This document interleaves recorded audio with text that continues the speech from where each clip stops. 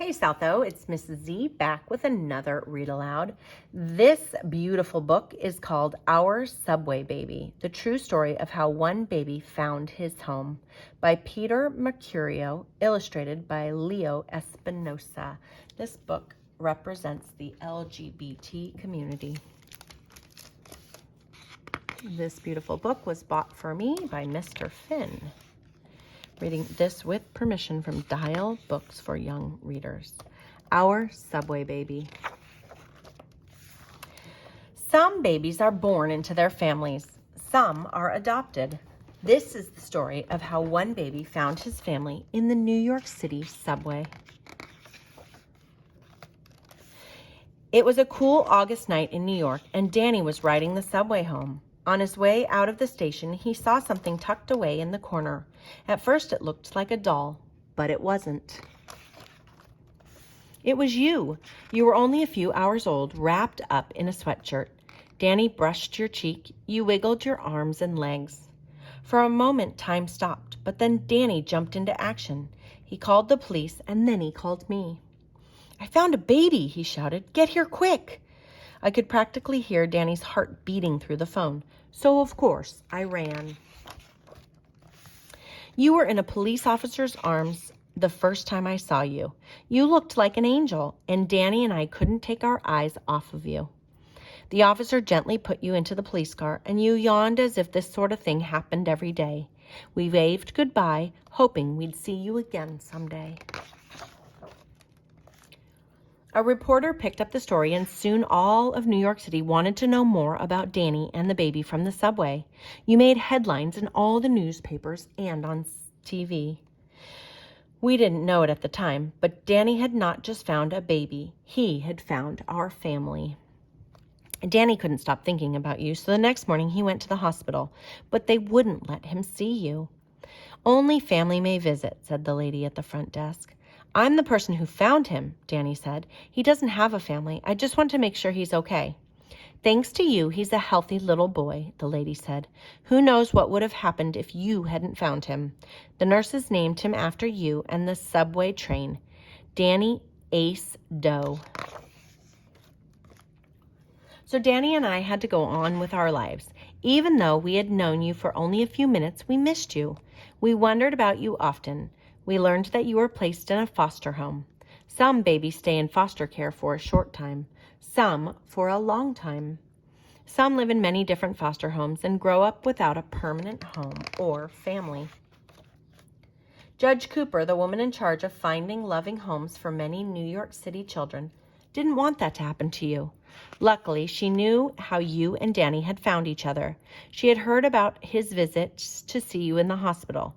She had seen him talk about you on the TV news, and so she knew exactly where you belonged. But first, she wanted to meet Danny. In December, Judge Cooper called Danny to her courtroom. "You care a lot about this little boy, don't you?" she asked. Danny nodded. "A baby belongs with someone who loves him, and I think that's you. Would you like to adopt him?" Danny took a deep breath. In that moment, he knew adopting you was exactly what he wanted. "Yes, I am interested, but I know adopting a baby isn't always easy for two dads." "It can be," the judge smiled. "Where there is love, anything is possible." Danny was speechless. All he could do was nod again. He left the courtroom, excited about us starting a family together. It's funny to think about it now, but I wasn't so sure at first. "That's incredible," I said to Danny, "but it's impossible." "Where there's love, anything's possible," Danny said. "Fate is giving us a son. How can we refuse?" But I was scared. After all, our apartment was tiny. Our piggy banks were empty. I didn't know if we had what it took to be your parents. A few days later, we went to your foster home to visit you and to see if we were ready to be your parents. Danny cradled you first and then placed you in my arms. "Your turn," he told me. As soon as he put you in my arms, you started to cry. You wailed. Then something strange happened. "It's okay," I whispered and brushed your cheek. "You're going to be all right." Suddenly, you stopped crying and just stared at the two of us with those big, wide eyes. And then you wrapped your tiny little hand around my finger and you squeezed and squeezed. The harder you squeezed, the more I forgot my worries. Our home may have been tiny, our piggy banks empty, but our hearts were full. And that's how we knew we were meant to become a family. We chose to name you Kevin in honor of a family member who is very special to us. And our names changed too. We became your Daddy Danny and Papa Pete. The miracle didn't stop there, though. We thought we'd have to wait months and months to actually bring you home. But Judge Cooper asked if we'd like to bring you home for Christmas. For Christmas? That was in 3 days. We didn't have anything for you yet.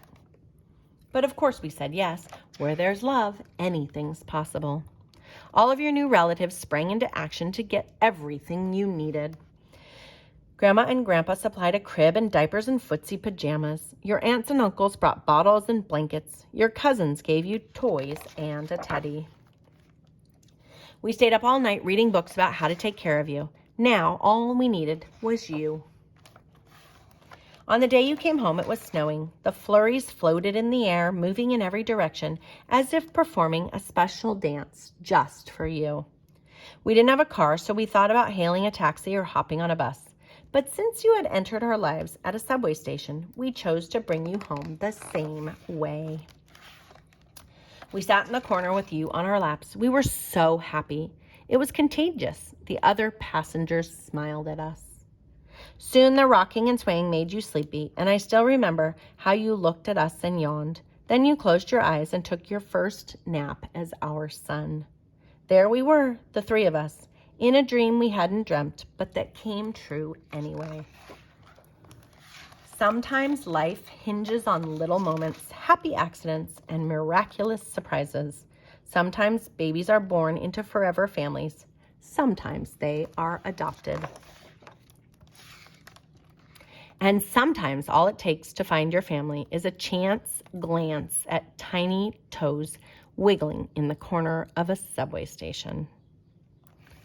And then here are the actual people this story is based on. And this is just a beautiful story. Our subway baby.